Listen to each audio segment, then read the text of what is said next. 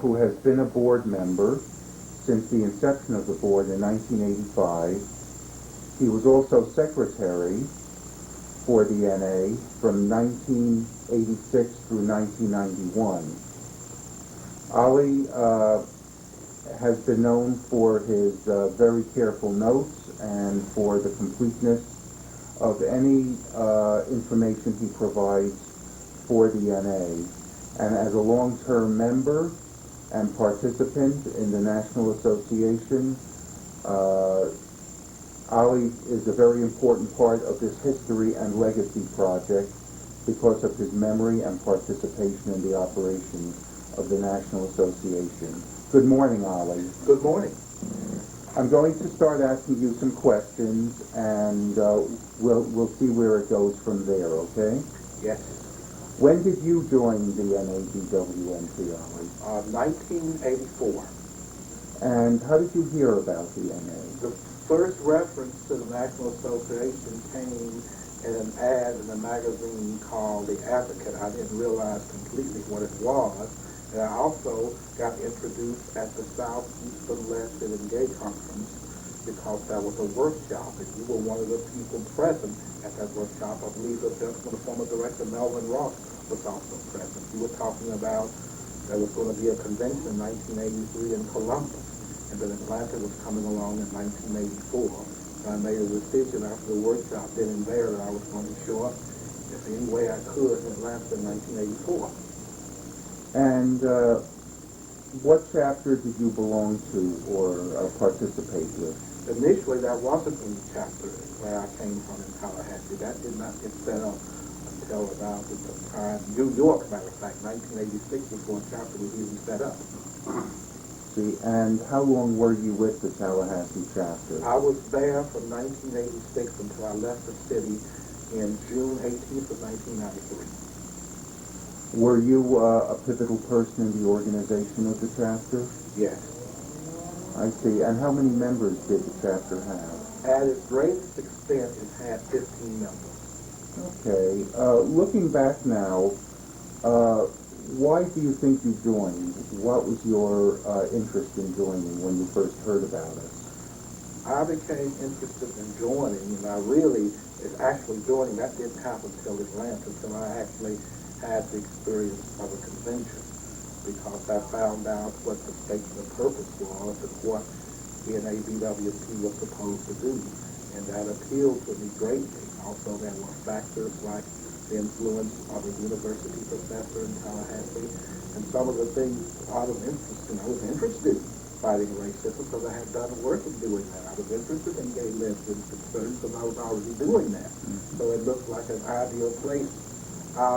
Back the analogy of why Birmingham, Alabama founded. Iron ore, coal, and limestone in close proximity. Products we use for making steel. So a lot of the things I did were, BWP had those in proximity. So that's why I'm there. Do you have any special memories of the first convention you attended that also helped convince you to join? Did anything happen at those early conventions? Oh, yes. I mean, the program quality, the speakers you had, the things you were trying to work on and trying to achieve was definitely a plus. If they weren't there, I wouldn't have joined. Did you consider it unusual that you were attending as a young member and within a year or so you were part of the governing structure? Probably not now. At first it might have been, but now, to me, it would not be unusual at all because at that time, you were a very young organization. You had your struggles. You had to take whoever you could get to work. It was the work to get things accomplished because you didn't have very much of the means of financial resources. You had energetic people, but you had them all over the country. Anybody that was experienced in dealing with the concern was a plus. I mean, I'd already had some experience in these issues. Since you were a member of the first board, do you think that the way the board is run now or the issues we take up now have changed since the earlier years on the board? The issues have changed somewhat. Some of the same issues are still there.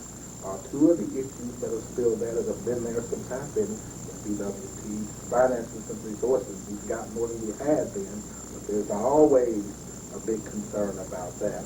Another issue that comes up often is communications aspect. It is better. For example, we've got a national office and staff than it once was. If there's still problems, miscommunications, or dropped balls, people don't do what they say.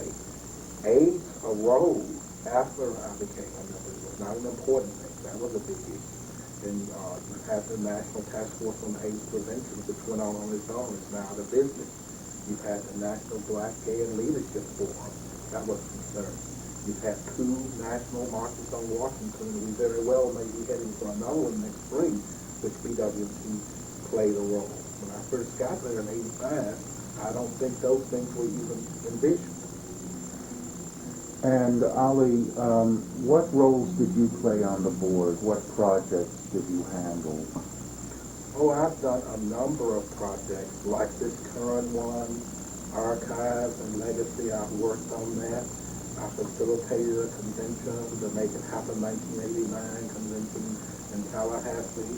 I was secretary. I tried to keep the minutes and keep notes of what was going on. And a lot of the times when issues come up on the board, where action has been taken or something's come up, I'll be asked. In fact, I'm expected to know about what was done in the past, or I will bring up things, done those things.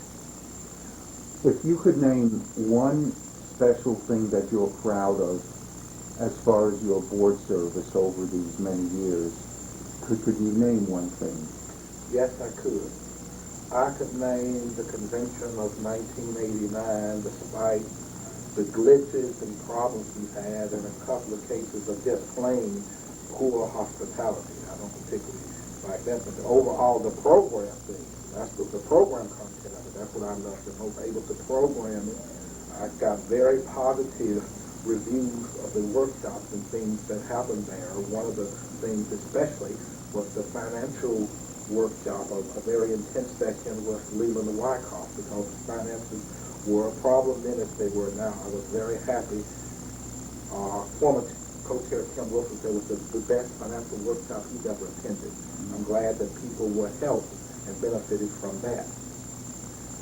From your early days, do any particular people stand out who impressed you when you first came on board? Oh, quite a few stand out. You, for example, Mr. Noble, for example, Timothy Kirk Wilson, he's still around. Dr. Donnie Bush, James Creedle, these people have been around a long time. People who are not longer with us, like Rector John Marie, Wendell Robertson, for example. How do you think your long-term participation in being part of the NABWMT as well as the Tallahassee chapter and your board work, overall in the scope of your life, how has your life been changed? It has been changed tremendously because BWT has a decided impact, because there is quite a bit of time and energy and financial resources that are given to BWT. I mean, it has varied from 4 to 7% of my annual income alone goes to it. I've dealt with people trying to make a difference on issues of gay and civil liberties, racism, and AIDS. I mean, it's been, to be honest, it's been quite limited most of the time of what impact we did and what we've done trying to make life better, but I believe there's some progress been made. That's why I'm still here. One of the issues that you've been working on all these years has been issues of dues and members contributing to the organization. And do you still feel that that's an important part of what you need to focus on? It's an important part, maybe not me and myself, it's an important part that needs to be focused upon, period, because I believe the great majority of members are not taking it as seriously as they really could or should, even during the minimal things. And without the finances, I mean, we try to fight racism, classism, and sexism. Those issues and finances can tie into that. But we do have to have some minimum, some dependable amount of finances in order to carry on the project and run the organization. And we've never really done that as consistently as we should. It's better than what it used to be. I mean, $2 dues, for example, for a member one time, $4 one time. But it's still not the way it should, and we're still having problems to this very day. And we're going to have them until that's resolved. What do you think is the NA's greatest accomplishment? The NA's greatest accomplishment is to serve as incubator for the National Gay, Lesbian, and Leadership, Black Gay, Lesbian Leadership Forum, the National Task Force on AIDS Prevention, as much as it's did. Those are two things that made us more visible and more accomplished ongoing than anything else. Perhaps this anti-racism institute that's going on might be coming to be a third. It's going to take a little bit more time. Let's see if we go on the outside of that. Also, the Resisting Racism Manual, that's another thing that is done. Made a lot of friends and did a lot of good things for NABWT. Has membership in the NA enhanced your personal life? In other words, do you feel it's enriched you on a spiritual level, or do you feel it has failed you in that respect? It's sort of a mixed thing. It's rich me in many ways because I have a source where I can deal with the kind of issues that I'm interested in. I can come here and talk about or react to things I just can't normally do with those people I deal with on a daily basis. On the other thing, it can be a minus because it causes tension and controversy. For example, I had an angry phone call the very day Friday I came up here from one of my half-brothers. He definitely does not like NABWT or want me to have anything to do with it. Especially when it comes to the resources that he thinks it's right. So that's a negative there. And how have you seen how AIDS has affected our organization? I think AIDS is probably the number one detriment to the organization in the sense that it's taken away some of our most active and skilled members away from us. We just went over to the list, and Dr. Donnie Bush counted 470 names on the memorial list. Now, all of those weren't AIDS, but I would have to say at least 90% plus of those. We've had a few people murdered and suicide and other natural deaths there. We've got new members, new chapters. But a lot of those folks that have come in have not been on the same level. So I think more than anything else, and there have been other factors, and I think that's further badly. Also, it sucked time and energy at the number front. We have to open up and deal with it. I don't believe if AIDS hadn't arisen to be an issue, we wouldn't even have a memorial service as part of our convention. If we do, it would be a lot less. We wouldn't be reading 470 names. And I'd like to ask you, what do you like about being part of the NA? What do you like about this organization? I like the most about being part of it, being able to come, to sit down, to deal with issues of concern, with racism, interpersonal actions, regrettably AIDS, so we have to deal with it in a way with a group that at least a fraction of the members, or certainly a serious fraction, feel intensely about it and try to work to come up with projects, programs, or techniques to address these concerns. That's the core of it. And what do you dislike or feel disappointed about in this organization? Probably the number one disappointment, and you've probably gotten hints of this before, is we do have a committed, we do have, I'd say minority, intense minority, but it seems a lot of people do not take it as seriously as they could. And because they don't, I think it saps a lot of potential this group has. Even though it's relatively small on the national scale, it's not being realized. It seems that some people put for personal concerns, not necessarily personal issues, but concerns in front of the real issue. Ollie, what has disappointed you about the NA? Where have things not gone the way you think they should have?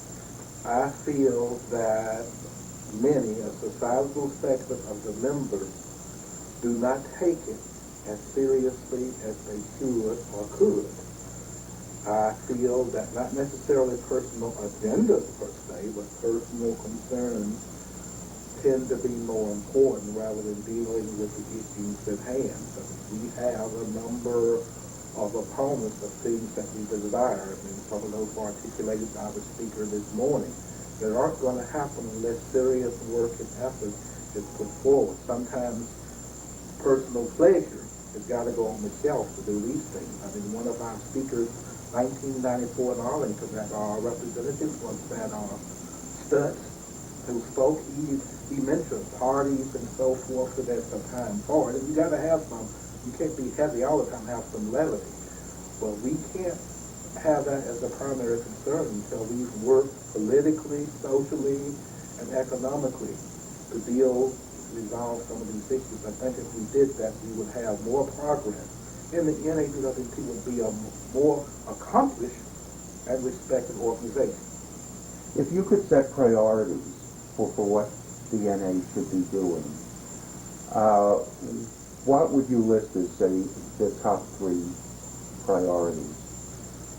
Okay, the top 3 priorities always, of course, is addressing racism. Second is homophobia. That's the core of our statement of purpose. And third, being as a support group for members trying, in the personal level, trying to build and maintain and support relationships, trying to make people have a safe space and a place they can turn when they have problems in these areas. And part of conventions relating to these issues have been the black and white caucuses, and sometimes there have been others, diversity caucuses, if you will. How do you feel about these caucuses? Now, these caucuses themselves, I'm not necessarily a fan of separate race caucuses, but I'm not so violently opposed to them that if people want to have them, they can have them. And effectively, since we do have freedom of association in the USA, if people want to do it, they're going to find provisions to do so, even if it's in someone's room. And I imagine that goes on.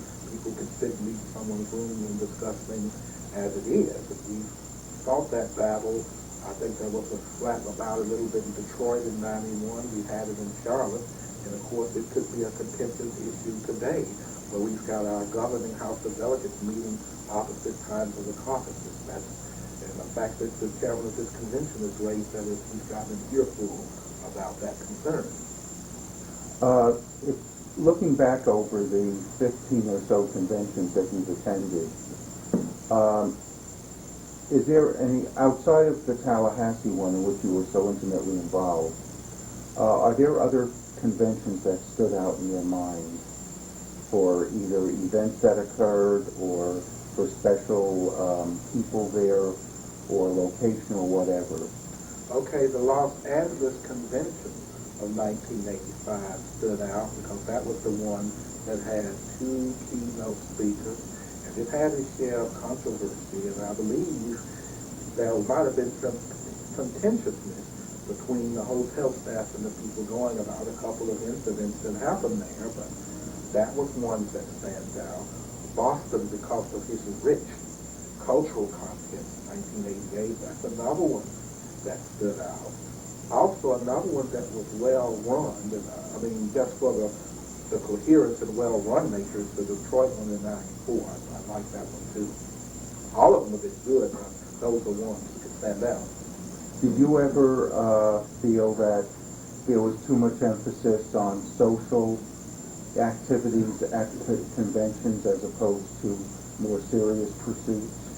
As a rule, I don't think there's too much emphasis on it. I mean, I can ascribe basically to what Atlanta called the happy 3-way: social, educational, and political concerns. Some balance to that. I'm not appalled to social concerns. You need some. I mean, when you deal with the kind of intense personal and political issues and social issues we deal with, people need relief. You know, all conventions have had opportunities to do that. Probably the weakest convention we've had, program-wise, was in 1995 in the Key West. That was the one I liked the least. and even there were some problematic concerns there. That would probably be more social. Charlotte, to a lesser degree, we had in 97. I see. And do you think that race relations in this country, as the overall environment in which we operate, have changed since you joined the NA? It has changed since I joined the NABWT and even before my life experiences with. I mean, nobody denied that. It's not to say that there's not plenty of racism around, but it has gotten to the point in our society that a lot of things that were done or thought about then, you don't even propose or think of doing now. I mean, who could have thought a couple of years ago we had organized groups of white citizens going out, organizing, trying to draft a black person, the one for president of the United States, for example. We didn't do that. Black person has run. A couple of black persons have run. Shirley Chisholm and Jesse Jackson have run and got a white vote. I mean, I saw white students at Florida State University wearing Jackson buttons. And he certainly got a lot of white votes in places like Vermont and in the Northeast where he was running. And he had his faults that would limit those crossover votes he would get. So I think that's remarkable that has happened by itself. And now we have a number of people that are black in the entertainment and athletic community. Got a chance to get out and make millions of dollars and with a wide acclaim. In some cases, those black persons couldn't have even been allowed to compete. Not too far, even during the time I've been born since 51 and even before that. So I think that's remarkable. And Ollie, what about the state of race relations within our gay and lesbian communities? In terms of socialization or in terms of activism? Have you seen any changes over the years? I've seen some changes over the years, primarily because when I first became a lesbian gay activist, and remember this was before I joined BWT, just simply watching the news, anytime you saw someone on there was a white person. Almost all the gay organizations that I knew anything about were mostly white people. They tended to be middle-class, upper middle-class people. Either they were student-centered or people that had a strong source of income that they could be isolated against economic pressures. To some extent, that was true during the black civil rights era. I mean, that was true. You had that. But now, I see more black people involved. I mean, more black persons show up at gay events. I mean, it was amazing to me, for example, the number of blacks that showed up for a local conference down in Miami Beach down there. I mean, that was awesome. I went to a lot of gay meetings for organizations. I would be the only black person in the room. It would be sort of a curiosity piece. So that changed greatly. Can you recall on a personal level your happiest moment being a member of the WMT? Do you have any personal happy moments? Happiest moment. I had a particular happy moment back in 1986 in New York, that I finally met a gentleman that I was familiar with called Mr. Douglas Thomas, who lives in Orlando. He's going to be here again. That I'd known him for a year or two, but never met him in person. I got a chance to do that there. That's a happy moment. Another particularly happy moment when we had the Tallahassee convention. I got up the Monday after it was and realized everybody had gone. That I'd gotten through it despite the problems, and people got in, the work got done, they got accomplished. And a third happy moment took place at the end of the convention that we had. Let's see, the most recent was in 1998 in Fort Lauderdale. I did not chair that convention, but I worked on it, and everything that went on there wasn't necessarily to my liking, but I liked that so many people came, had a good time with it, and lightened and left pleased. And one more, and this one occurred 1987. That was probably a very painful convention for NABWT, so we had the big fight over the name change. I was happy about that we had gone through that, and it was several months after reflecting upon it, that we were still there. I was wondering if it was going to kill the organization. It turned out that it was still there and people wanted it. So those are 4 examples. Ollie, just out of curiosity, because you are such a historical figure, where did you stand at that time on the name change? How did you feel about it? Okay, I served on the name change commission, but I was expected not to take a position on it. When time came to vote, I voted against changing it. Why? Because personally, I liked it the way it was, the emphasis on black and white men together. And I noticed that other organizations, the National Organization for Women or the NAACP, have names that would appear to be politically correct, and they still going on and being successful.